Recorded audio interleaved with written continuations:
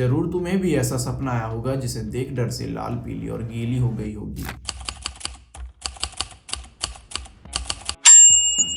So hi pal, welcome to stories with the scary man. I am your 5 the scary man. तो ये story है 15 साल की Lisa की, जिसने ढेर सारे डरावने सपने देखे थे, या यूं कहे कि बहुत सारे पैरानॉर्मल एक्सपीरियंस किए थे। तो सबसे पहला हादसा जो उसे याद है वो उसके 7-8 साल की उम्र में हुआ था। तब उसके स्कूल में एनुअल फंक्शन डांस की रिहर्सल चल रही थी, जिसमें उसके ग्रुप को एक पिरामिड फॉर्म करना था। वो होता है ना जिसमें बच्चे एक दूसरे के ऊपर चढ़कर पिरामिड बनाते हैं। तो उस पिरामिड में लीजा की हिस्सेदारी सेकंड रो में थी। एंड वो पिरामिड फॉर्म होते हुए लीजा को अचानक एहसास हुआ कि वो अपनी बॉडी को मूव नहीं कर पा रही है। काइंड ऑफ उसकी बॉडी जैसे पैरालाइज हो गई हो। एंड मदद के लिए भी उसके गले से आवाज न निकली। फिर धीरे धीरे उसकी आंखों के सामने अंधेरा छा गया, और तब उस अंधेरे में लीजा को एक छोटा बच्चा दिखा जिसने साफ सुथरे कपड़े पहने थे। तब उस बच्चे ने लीजा की तरफ मदद का हाथ बढ़ाया। हालांकि लीजा उसे नहीं जानती थी, बट फिर भी वो भरोसेमंद लगा। एंड लीजा ने भी अपना हाथ उसकी तरफ बढ़ाया। इतने में ही उसके ऊपर दूसरे बच्चे आ गिरे। तब उसने देखा कि पिरामिड टूट गया है, जिस वजह से उसके हाथ में मोच आ गई। फिर लीजा की मॉम को बुलाया और उसकी छुट्टी हो गई। एंड जब लीजा की मॉम ने पूछा ये सब कैसे हुआ,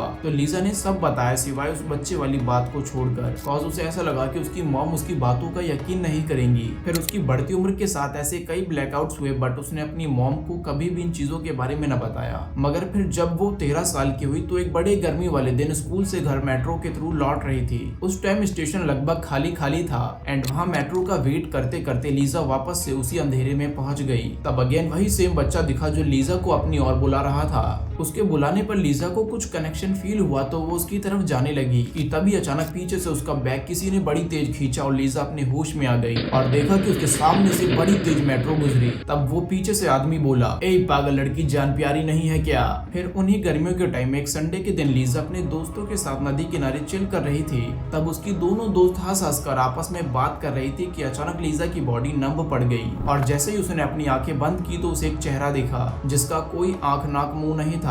काइंड ऑफ एक ब्लैंक फेस। उसे देख लीजा डर गई और जैसे ही अपनी आंख खोली तो अपने आप को नदी के बीचों बीच पाया। लीजा को तैरना नहीं आता था, वो मदद के लिए चिल्लाने लगी। तब उसकी दोस्तों ने उसे पानी से बाहर निकाला, और फिर जैसे ही माहौल नॉर्मल हुआ तो लीजा ने पूछा कि वो पानी के अंदर कैसे पहुंची। तब डरते हुए उसके दोस्तों ने बताया कि अभी थोड़ी देर पहले वो कुछ बड़बड़ाने लगी, और फिर खड़ी होकर लड़के की आवाज में उन पर चिल्लाई, मैं खुद को मार दूंगा। एंड इतना कहकर वो पानी में कूद गई। जिसके बाद लीजा ने बताया कि उसे तो ऐसा कुछ याद नहीं, और तब लीजा ने डिसाइड किया कि अब इन ब्लैकआउट्स ने हद पार कर दी है और अब इस बात को मॉम से छिपाने का भी कोई पॉइंट नहीं है। तो लीजा ने सारी बात अपनी मॉम को बताई। एंड लीजा की बातें सुन उसकी मॉम की आंखें डर से बड़ी हो गई और वो कपकपाती आवाज में बोली, मुझे मालूम था कि ऐसा होगा। जिसके बाद उसकी मॉम ने एक बैक स्टोरी बताई, जिसमें लीजा के नाना के पापा का भाई यानी कि उसके पड़नाना का भाई अपनी छोटी उम्र में मर गया था, और तब उसका सही ढंग से अंतिम संस्कार न किया गया, जिस वजह से उसकी रूह भटकने लगी और अपनी फैमिली की चेन को तंग करने लगी। और हो न हो जो लीजा को तंग कर रही थी वो उसके पड़नाना के भाई की ही रूह थी।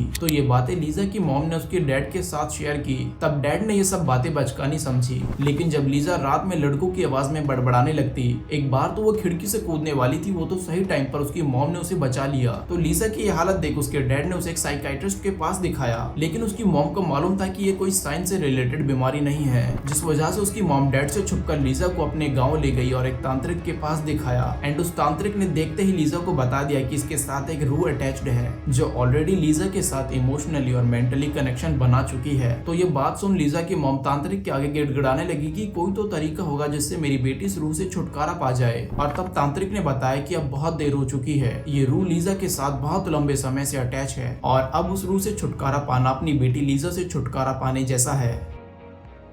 सो स्पेशल थैंक्स टू लीजा की मॉम जिन्होंने ये पर्सनल स्टोरी हमारे साथ शेयर की। मिलते हैं अब अगली वीडियो में, तब तक के लिए खुश रहो और बाय बाय।